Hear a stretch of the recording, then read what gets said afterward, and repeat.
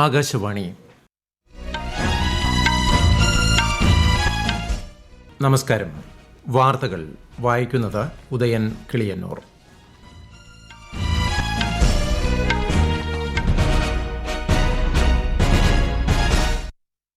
പ്രധാന വാർത്തകൾ. ഇന്ത്യയെ ഒരു വികസിത രാജ്യമാക്കുക എന്ന ലക്ഷ്യത്തോട് പൂർണ്ണമായും യോജിക്കുന്നതാണ് ഇന്ത്യ യൂറോപ്യൻ യൂണിയൻ സ്വതന്ത്ര വ്യാപാര കരാറെന്ന് പ്രധാനമന്ത്രി നരേന്ദ്രമോദി. 2026-27 സാമ്പത്തിക വർഷത്തിലേക്കുള്ള കേന്ദ്ര ബജറ്റ് ധനമന്ത്രി നിർമ്മല സീതാരാമൻ ഞായറാഴ്ച പാർലമെന്റിൽ അവതരിപ്പിക്കും. ഇന്ത്യ AI ഇംപാക്ട് ഉച്ചകോടി അടുത്ത മാസം 16 മുതൽ 20 വരെ ന്യൂഡൽഹിയിൽ നടക്കുമെന്ന് കേന്ദ്രമന്ത്രി അശ്വിനി വൈഷ്ണവ്. വിദ്യാഭ്യാസ രംഗത്തെ പുരോഗതി മലയാളിയെ ലോക നിലവാരമുള്ള പ്രൊഫഷണലുകളാക്കി മാറ്റിയെന്ന് മുഖ്യമന്ത്രി പിണറായി വിജയൻ. രാഷ്ട്രപിതാവ് മഹാത്മാഗാന്ധിയുടെ 78ാം രക്തസാക്ഷിത്വ ദിനത്തിൽ ആദരാഞ്ജലി അർപ്പിച്ച് രാജ്യം. ഇന്ത്യ ന്യൂസിലൻഡ് 2020 പരമ്പരയിലെ 5ാം മത്സരം നാളെ തിരുവനന്തപുരത്ത്. നഗരത്തിൽ സുരക്ഷ കർശനം. നാളെ ഉച്ച മുതൽ ഗതാഗത നിയന്ത്രണം. വാർത്തകൾ വിശദമായി.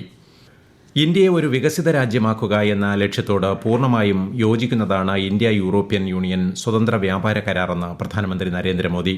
വാണിജ്യ വ്യവസായ മന്ത്രി പീയൂഷ് ഗോയലിന്റെ സാമൂഹ്യ മാധ്യമ പോസ്റ്റ് ഉദ്ധരിച്ചുകൊണ്ടാണ് പ്രധാനമന്ത്രി ഇക്കാര്യം പറഞ്ഞത്. വിപണികൾ വികസിപ്പിക്കുകയും തൊഴിലവസരങ്ങൾ സൃഷ്ടിക്കുകയും ചെയ്യുന്ന പരിവർത്തനാത്മകമായ കരാറാണ് ഇതെന്നും പ്രധാനമന്ത്രി വ്യക്തമാക്കി. സ്വതന്ത്ര വ്യാപാര കരാർ പ്രാബല്യത്തിൽ വരുന്നതോടെ യൂറോപ്യൻ യൂണിയനിലേക്കുള്ള കയറ്റുമതിക്ക് ഇന്ത്യ യാതൊരു നികുതിയും നൽകേണ്ടതില്ലെന്ന് കേന്ദ്രമന്ത്രി പീയൂഷ് ഗോയൽ. രാജ്യത്തിന് നിലവിൽ $50 ബില്യൺ തുണിത്തരങ്ങൾ കയറ്റുമതി ചെയ്യാൻ കഴിയുമെന്നും ഇത് പുതിയ തൊഴിലവസരങ്ങൾ സൃഷ്ടിക്കുമെന്നും അദ്ദേഹം പറഞ്ഞു. We used to pay duty up to 12%. Now that will become zero from day one.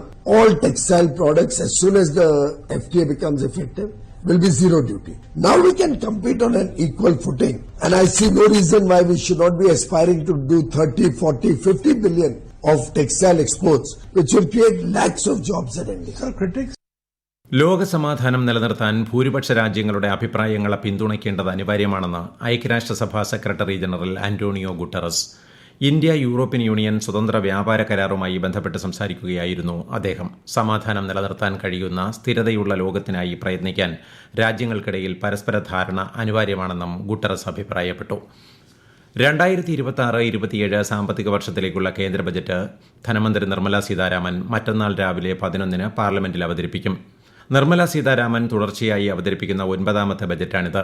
ബജറ്റിന് മുന്നോടിയായുള്ള സാമ്പത്തിക സർവേ ഇന്നലെ പാർലമെന്റിന്റെ മേശപ്പുറത്ത് വച്ചു. പാർലമെന്റ് ബജറ്റ് സമ്മേളനത്തിന്റെ ആദ്യഘട്ടം അടുത്ത മാസം 13 വരെയും 2ാം ഘട്ടം മാർച്ച് 9 മുതൽ ഏപ്രിൽ 2 വരെയും നടക്കും. ഇന്ത്യ AI ഇംപാക്ട് ഉച്ചകോടി അടുത്ത മാസം 16 മുതൽ 20 വരെ ന്യൂഡൽഹിയിൽ നടക്കുമെന്ന് കേന്ദ്രമന്ത്രി അശ്വിനി വൈഷ്ണവ് ന്യൂഡൽഹിയിൽ വാർത്താ സമ്മേളനത്തിൽ പറഞ്ഞു. നിർമ്മിത ബുദ്ധിയുടെ ഉപയോഗം, പ്രായോഗികത തുടങ്ങിയവ സംബന്ധിച്ചുള്ള സമഗ്രമായ ഒരു ഉച്ചകോടിയാണിതെന്ന് അദ്ദേഹം പറഞ്ഞു. ये हर एस्पेक्ट में AI का उपयोग होने वाला है, चाहे हेल्थ केयर हो, चाहे नए मटेरियल्स की डिस्कवरी हो, चाहे प्लानिंग, अर्बन प्लानिंग हो, चाहे अर्बन ट्रांसपोर्टेशन हो, हर एक क्षेत्र में AI का उपयोग होने वाला है और आने वाले समय में विकसित भारत की जो जर्नी है उसमें AI का बहुत बड़ा रोल होगा. 7 പ്രമേയങ്ങളിൽ ഉച്ചകോടി ശ്രദ്ധ കേന്ദ്രീകരിക്കും. 100-ലധികം രാജ്യങ്ങളിൽ നിന്നുള്ള പ്രതിനിധികൾ ഉച്ചകോടിയിൽ പങ്കെടുക്കും. രാഷ്ട്രപിതാവ് മഹാത്മാഗാന്ധിയുടെ 78ാം രക്തസാക്ഷിത്വ ദിനത്തിൽ ആദരാഞ്ജലികൾ അർപ്പിച്ച് രാജ്യം.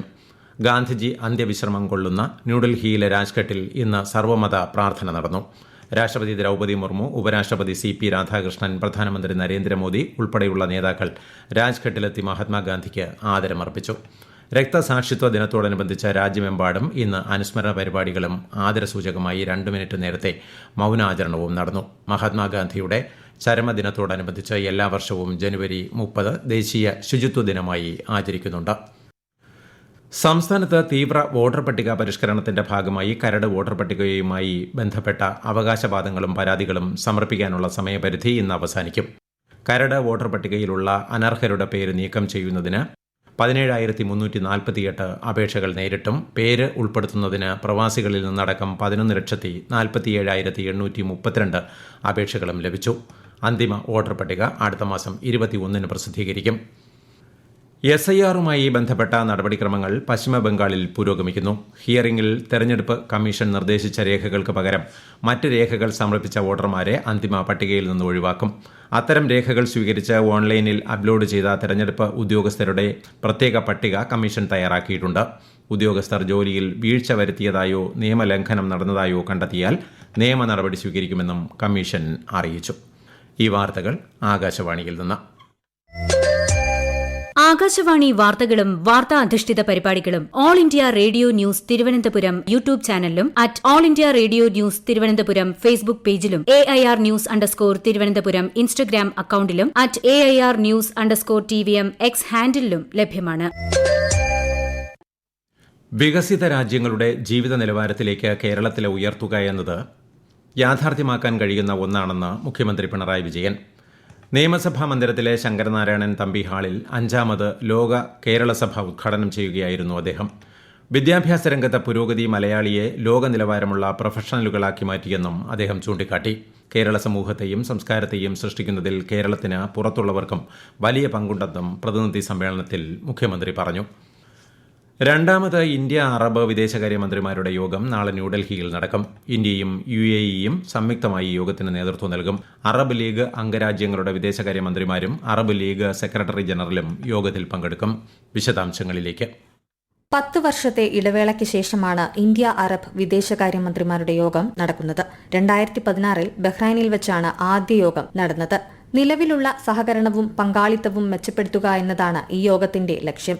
ആദ്യ യോഗത്തിൽ സമ്പദ്വ്യവസ്ഥ, ഊർജ്ജം, വിദ്യാഭ്യാസം, മാധ്യമം, സംസ്കാരം എന്നീ 5 മേഖലകൾക്ക് പ്രാധാന്യം നൽകി പ്രവർത്തിക്കാൻ ധാരണയായിരുന്നു. ഖത്തർ, സൊമാലിയ, പലസ്തീൻ തുടങ്ങി വിവിധ രാജ്യങ്ങളിലെ വിദേശകാര്യമന്ത്രിമാർ യോഗത്തിൽ പങ്കെടുക്കും. News desk, Akashvani. വിദേശകാര്യമന്ത്രി S. ജയശങ്കർ ഇന്ന് പാലസ്തീൻ വിദേശകാര്യമന്ത്രിയുമായി ന്യൂഡൽഹിയിൽ കൂടിക്കാഴ്ച നടത്തി. ഇന്ത്യ പാലസ്തീൻ വികസനം, പരസ്പര സഹകരണം എന്നിവ സംബന്ധിച്ച് ഇരു നേതാക്കളും ചർച്ച ചെയ്തതായി ശ്രീ ജയശങ്കർ സമൂഹമാധ്യമത്തിൽ കുറിച്ചു. ഗാസ സമാധാന പദ്ധതിയെക്കുറിച്ചും പ്രാദേശിക വികസനങ്ങളെക്കുറിച്ചും കൂടിക്കാഴ്ചയിൽ ചർച്ചയായതായും അദ്ദേഹം വ്യക്തമാക്കി. സ്വച്ഛതാ പക്വാഡയുടെ ഭാഗമായി CBCയുടെ ആഭിമുഖ്യത്തിൽ തിരുവനന്തപുരം കുന്നുംപുറം ചിന്മയ വിദ്യാലയത്തിൽ ബോധവൽക്കരണ പരിപാടി സംഘടിപ്പിച്ചു. സ്കൂൾ പരിസരത്ത് വൃക്ഷത്തൈയും നട്ടു. സ്കൂൾ പ്രിൻസിപ്പൽ ബീന NR ഉദ്ഘാടനം ചെയ്തു. ഇന്ത്യ ന്യൂസിലൻഡ് T20 പരമ്പരയിലെ 5ാം മത്സരം നാളെ തിരുവനന്തപുരത്ത് നടക്കും. വൈകുന്നേരം 7 മണിക്ക് കാര്യവട്ടം ഗ്രീൻഫീൽഡ് സ്റ്റേഡിയത്തിലാണ് പോരാട്ടം. മത്സരത്തിന്റെ പശ്ചാത്തലത്തിൽ നഗരത്തിൽ സുരക്ഷാ സന്നാഹങ്ങൾ ശക്തമാക്കി. സുരക്ഷ വിലയിരുത്താൻ ദക്ഷിണ മേഖല IG-യുടെ നേതൃത്വത്തിൽ സ്റ്റേഡിയത്തിൽ ഉന്നതതല യോഗവും ചേർന്നു. ഗ്രീൻഫീൽഡ് സ്റ്റേഡിയവും പരിസരവും ഇന്നും നാളെയും റെഡ് സോണായി പ്രഖ്യാപിച്ചു. നാളെ ഉച്ചയ്ക്ക് 2 മണി മുതൽ രാത്രി 12 മണി വരെ നഗരത്തിൽ ഗതാഗത ക്രമീകരണങ്ങളും ഏർപ്പെടുത്തിയിട്ടുണ്ട്. ഉച്ചയ്ക്ക് 2 മണിക്ക് ശേഷം ടിക്കറ്റ് ഉള്ളവരെ മാത്രമേ കാര്യവട്ടത്ത് പ്രവേശിപ്പിക്കുകയുള്ളൂ. കാര്യക്ഷമമായ ഭരണവും സമയബന്ധിതമായി പദ്ധതികൾ നടപ്പിലാക്കുന്നതും ലക്ഷ്യമിട്ട് പ്രധാനമന്ത്രിയുടെ നേതൃത്വത്തിൽ പ്രവർത്തിക്കുന്ന പ്രഗതി സംരംഭം 50 യോഗങ്ങൾ വിജയകരമായി പൂർത്തിയാക്കി. ജൽശക്തി മന്ത്രാലയത്തിന്റെ വിവിധ പദ്ധതികളുടെ നിർവഹണത്തിൽ പ്രഗതി പ്ലാറ്റ്ഫോം വളരെയേറെ സംഭാവനകൾ നൽകിയിട്ടുണ്ട്. കേന്ദ്ര ജലവിഭവ വകുപ്പിന്റെ 2,86,343 കോടി രൂപയുടെ 93ഓളം പദ്ധതികളാണ് പ്രഗതി സംരംഭത്തിലൂടെ നിരീക്ഷിച്ചു വരുന്നത്. ആലപ്പുഴയിലെ ചുനക്കര തിരുവൈരൂർ ശ്രീ മഹാദേവ ക്ഷേത്രത്തിലെ തിരുവുത്സവത്തിന് ഇന്ന് കൊടിയേറും. 10 ദിവസം നീണ്ടു നിൽക്കുന്ന ഉത്സവത്തിന് ഫെബ്രുവരി 8 ഞായറാഴ്ച നടക്കുന്ന ആറാട്ടോടെ സമാപനമാകും. 2026 റിപ്പബ്ലിക് ദിന പരേഡിലെ മികച്ച മാർച്ചിംഗ് സംഘങ്ങൾക്കും നിശ്ചല ദൃശ്യങ്ങൾക്കുമുള്ള പുരസ്കാരങ്ങൾ പ്രതിരോധ സഹമന്ത്രി സഞ്ജയ് സേത്ത് ഇന്ന് ന്യൂഡൽഹിയിൽ സമ്മാനിച്ചു. നിശ്ചല ദൃശ്യ വിഭാഗത്തിൽ ആത്മനിർഭരതയുടെ പ്രതീകമായ ഗണേശോത്സവം പ്രദർശിപ്പിച്ച മഹാരാഷ്ട്ര 1ാം സമ്മാനം നേടി. ജമ്മുകാശ്മീർ 2ാം സ്ഥാനവും കേരളം 3ാം സ്ഥാനവും കരസ്ഥമാക്കി. സേനകളിൽ മികച്ച മാർച്ചിംഗ് സംഘത്തിനുള്ള പുരസ്കാരം ഇന്ത്യൻ നാവികസേനയ്ക്ക് ലഭിച്ചു. കേന്ദ്ര മന്ത്രാലയങ്ങളുടെയും വകുപ്പുകളുടെയും നിശ്ചല ദൃശ്യ വിഭാഗത്തിൽ വന്ദേ മാതരം പ്രദർശിപ്പിച്ച സാംസ്കാരിക മന്ത്രാലയം പുരസ്കാരം നേടി. ആരോഗ്യം, കായികം, അടിസ്ഥാന സൗകര്യ വികസനം, ശേഷി വികസനം എന്നീ മേഖലകളിലെ സഹകരണത്തെക്കുറിച്ച് ഇന്ത്യയും കാമറോസും ഇന്ന് ചർച്ച നടത്തി. വിദേശകാര്യമന്ത്രി S. ജയശങ്കർ ന്യൂഡൽഹിയിൽ കോമറോസ് വിദേശകാര്യമന്ത്രി MB മുഹമ്മദുമായാണ് കൂടിക്കാഴ്ച നടത്തിയത്. പ്രധാന വാർത്തകൾ വീണ്ടും. ഇന്ത്യയെ ഒരു വികസിത രാജ്യമാക്കുക എന്ന ലക്ഷ്യത്തോട് പൂർണ്ണമായും യോജിക്കുന്നതാണ് ഇന്ത്യ യൂറോപ്യൻ യൂണിയൻ സ്വതന്ത്ര വ്യാപാര കരാറെന്ന് പ്രധാനമന്ത്രി നരേന്ദ്രമോദി. 2026-27 സാമ്പത്തിക വർഷത്തിലേക്കുള്ള കേന്ദ്ര ബജറ്റ് ധനമന്ത്രി നിർമ്മല സീതാരാമൻ ഞായറാഴ്ച പാർലമെന്റിൽ അവതരിപ്പിക്കും. ഇന്ത്യ AI ഇംപാക്ട് ഉച്ചകോടി അടുത്ത മാസം 16 മുതൽ 20 വരെ ന്യൂഡൽഹിയിൽ നടക്കുമെന്ന് കേന്ദ്രമന്ത്രി അശ്വിനി വൈഷ്ണവ്. വിദ്യാഭ്യാസ രംഗത്തെ പുരോഗതി മലയാളിയെ ലോകനിലവാരമുള്ള പ്രൊഫഷണലുകളാക്കി മാറ്റിയെന്ന് മുഖ്യമന്ത്രി പിണറായി വിജയൻ. രാഷ്ട്രപിതാവ് മഹാത്മാഗാന്ധിയുടെ 78ാം രക്തസാക്ഷിത്വ ദിനത്തിൽ ആദരാഞ്ജലി അർപ്പിച്ച രാജ്യം. ഇന്ത്യ ന്യൂസിലൻഡ് T20 പരമ്പരയിലെ 5ാം മത്സരം നാളെ തിരുവനന്തപുരത്ത്. നഗരത്തിൽ സുരക്ഷ കർശനം. നാളെ ഉച്ച മുതൽ ഗതാഗത നിയന്ത്രണം. വാർത്തകൾ കഴിഞ്ഞു. അടുത്ത വാർത്താ പ്രക്ഷേപണം രാത്രി 8:35.